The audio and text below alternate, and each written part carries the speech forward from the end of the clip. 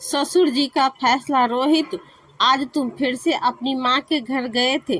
घर में घुसते ही काजल ने सीधा सवाल किया। रोहित ने पहले कुछ सोचा, फिर जवाब दिया।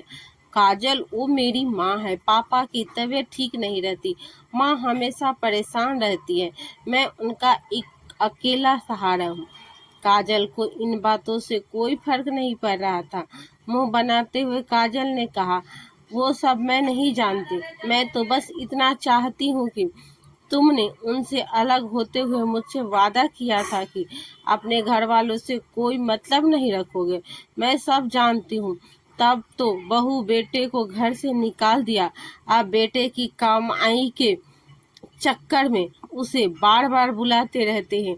रोहित को बहुत गुस्सा आ रहा था, लेकिन घर में कलेश न हो इसलिए उसने खुद को संभालते हुए कहा, देखो काजल, पैसों के लिए मेरे पापा की पेंशन ही काफी है।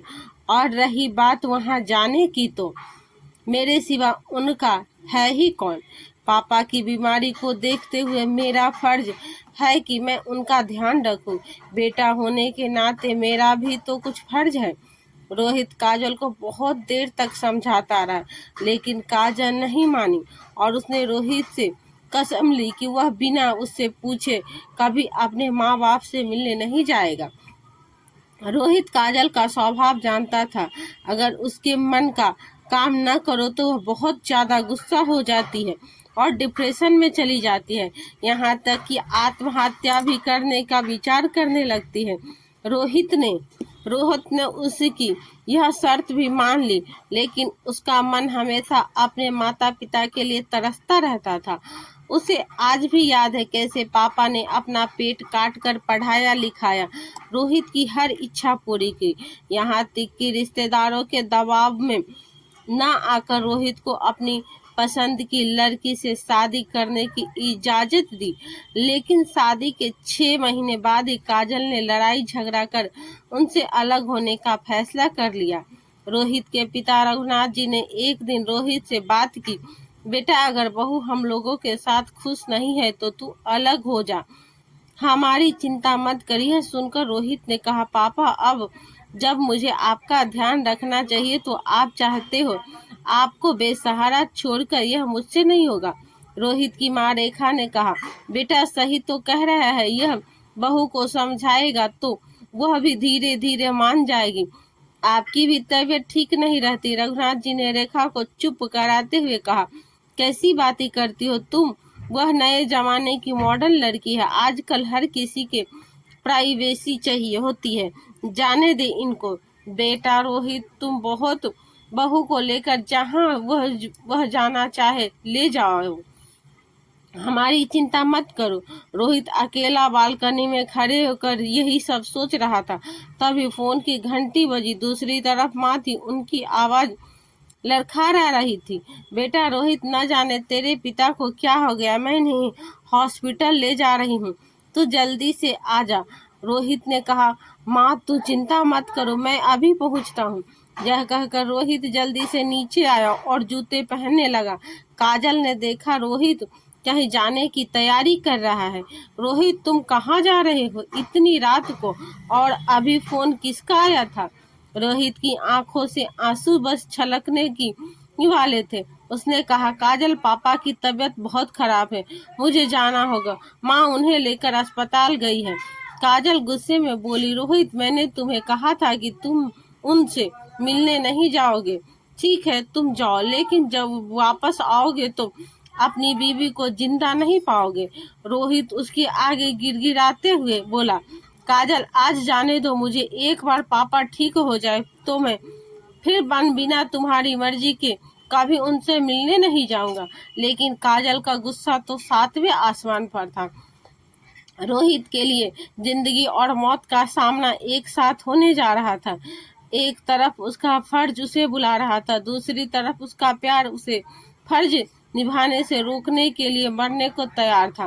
काजल, तुम्हें मरना है तो मर जाओ, मैं अपने पापा को इस हाल में नहीं छोड़ सकता। रोहित के मन में ये विचार बार बार आ रहा था, लेकिन वह इसके लिए जुबान न खोल सका। कहीं काजल ने सचमुच कुछ गलत कर लिया तो क्या होगा। यही सोचकर वह चुप रह गया। रोहित ने जल्दी से अपने दोस्त मोहन को फोन किया। मोहन, मेरे भाई, मैं कहीं फंसा हुआ हूँ। मेरे पापा हॉस्पिटल में है, तू उनके पास पहुँच जा और जितने भी पैसे की जरूरत पड़े मुझे बता दियो, मैं भेज दूंगा। और मुझे हर 1 घंटे में फोन कर उनका हाल बता देना। प्लेन मोहन यह सुनकर बोला, भाई तू चिंता मत कर, मैं अभी पहुंचता हूँ और पैसों की चिंता मत कर, मैं सब संभाल लूंगा। रोहित की आंखों से झरझर आंसू बह रहे थे, लेकिन काजल उनकी परवाह करे बगैर किचन में काम करने चली गई। रोहित अपने बेडरूम में जाकर तकिए से मुंह छिपाकर रोता रहा। कुछ देर बाद उसने रोहन को फोन किया, लेकिन रोहन का फोन नहीं लग रहा था। रोहित और बेचैन हो गया। तभी उसे ध्यान आया कि हो सकता है पापा आईसीयू में हो, वहाँ फोन बंद रखना पड़ता है। इसी तरह अपने आप को समझा रहा था। कुछ देर बाद काजल आई और बेड के एक तरफ मुंह फेर कर सो गई। जब रोहित को गुनाह करने जा रहा था, जिसे काजल ने पकड़ लिया। कुछ देर बाद उसने फिर से मोहन को फोन लगाया, लेकिन फोन नहीं लगा। रोहित का मन बहुत बेचैन हो रहा था।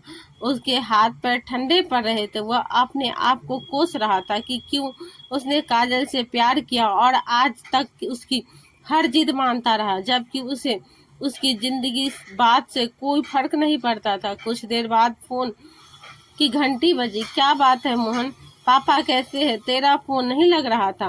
मोहन का फोन देखते ही रोहित ने एक ही सांस में सारे सवाल पूछ डाले। मोहन बहुत घबराहट में बोला, रोहित संभाल अपने आप को, तू ही टूट जाएगा तो बाकी परिवार का कौन संभालेगा? तू जहाँ भी है जल्दी से हॉस्पिटल आ जा, अंकल हम सबको छोड़कर चले गए। यह सुनते ही रोहित के पैरों तले जमीन खिसक गई। ये क्या हो गया? अभी शाम को ही तो वह अपने उनसे मिलकर आया था। काश वह आखिरी समय में अपने पिता के साथ होता। बहुत जोर जोर से रोने लगा। उसकी आवाज सुनकर काजल उठी और पूछने लगी, क्या बात है रोहित, तुम क्यों रो रहे हो? रोहित ने उसे झिड़कते हुए कहा, बस खत्म हो गया काजल, मेरे पापा भी और शायद तुम्हारे मेरा रिश्ता भी। यह कहकर वह तेजी से बाहर निकल गया। काजल भागती हुई उसके पीछे। रोहित रोहित चिल्लाते हुए भागी, लेकिन इससे पहले कि वह कुछ कह पाती, रोहित वहां से जा चुका था। काजल की आंखों से टप टप आंसू बह रहे थे।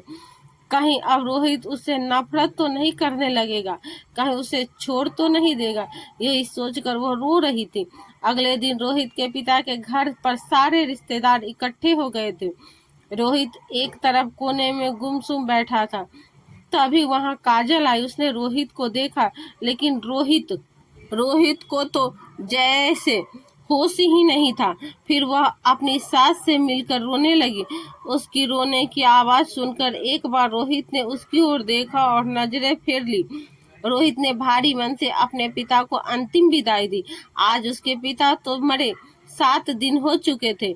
इन 7 दिनों से काजल भी वहीं रह रही थी, लेकिन रोहित ने एक बार भी काजल से बात नहीं की। यह बात रेखा जी अच्छे से नोटिस कर रही थी। रघुनाथ जी की 13वीं के अगले दिन रेखा जी ने रोहित और काजल को एक कमरे में बुलाया। रोहित काजल को देखकर उठ कर जाने लगा। बेटा मेरी बात सुनो, मैंने भी यही बात करने के लिए बहू को बुलाया है, लेकिन मुझे कोई बात नहीं करनी माँ। पापा की बात मानकर मैं अलग हो गया, लेकिन अब मैं आपके साथ रहूंगा। चाहे आप कितना भी कहे, मैं कहीं नहीं जाऊंगा और इसे जहां जाना है चली जाए। यह सुनकर काजल रोने लगी। रेखा जी ने उसे चुप कराया और कहा, बेटा ये 2 चिट्ठी तेरे पापा तुम दोनों के नाम छोड़ गए थे, एक तेरे लिए और एक बहू के लिए। रोहित ने जल्दी से चिट्ठी माँ के हाथ से ले ली, जैसे उसे पापा को पाने का मौका मिल गया हो। उस चिट्ठी में लिखा था, बेटा मुझे मालूम है कि बहू हम दोनों के साथ नहीं रहना चाहती है, लेकिन मुझे पता है मेरे जाने के बाद तू माँ को अकेला नहीं छोड़ेगा। फिर से इसे लेकर घर में कलेश न हो, इसीलिए मैं तुझसे एक वादा लेना चाहता हूँ कि अपने पापा की अंतिम इच्छा पूरी कर और बहू का कहना मानकर उसके साथ चला जा। तेरी माँ के लिए मैंने पहले ही वृद्ध आश्रम में इंतजाम कर दिया है, वह वहाँ सुखी से रहेगी। कभी कभी उससे मिलने चले जाना। अगर तू मुझे प्यार करता है तो मेरी अंतिम इच्छा पूरी जरूर करेगा। इधर काजल ने भी अपनी चिट्ठी खोली। उसमें लिखा था, बेटी तू चिंता मत कर, मेरा बेटा भावना में बह जाता है। मैं जानता हूँ वह मेरे बाद यहाँ रहने का जिद करेगा, तुमसे लड़ाई भी करेगा, लेकिन तू चिंता मत कर। मैं चाहता हूँ तुम दोनों हंसी खुशी रहो। मेरी चिट्ठी पढ़ने के बाद वह मेरे साथ चलने के लिए राजी हो जाएगी। मेरा आशीर्वाद हमेशा तुम दोनों के साथ रहेगा। चिट्ठी पढ़ते ही काजल रोहित के पैरों में गिर गई। रोहित, मुझे माफ कर दो। ससुर जी जैसे देवता को मैंने उनके बेटे से अलग कर दिया। इसकी सजा मुझे मिलनी ही चाहिए। तुम मुझे तलाक दे दो। रेखा जी ने काजल को उठाकर गले से लगा लिया। खबरदार बहू, जो फिर कभी ऐसी बात कही। तुम्हारे ससुर जी का एक ही सपना था कि तुम दोनों खुश सुख से रहो। आज वो तुम दोनों को देखकर कितने दुखी हो रहे होंगे। काजल रेखा जी के पैरों में गिर गई। माँ जी, अब मैं हमेशा आपके साथ रहूंगी। रोहित भी रोकर माँ से लिपट गया। नहीं माँ, मेरे रहते हुए तुम वृद्धाश्रम नहीं जाओगी। पापा की अंतिम इच्छा पूरी करके मैं जिंदा नहीं रह पाऊंगा। तो दोस्तों, आपको ये छोटी सी कहानी कैसी लगी कमेंट करके जरूर बताएं। पेज को फॉलो करना ना भूलें। धन्यवाद। फिर मिलते हैं नई कहानी के साथ।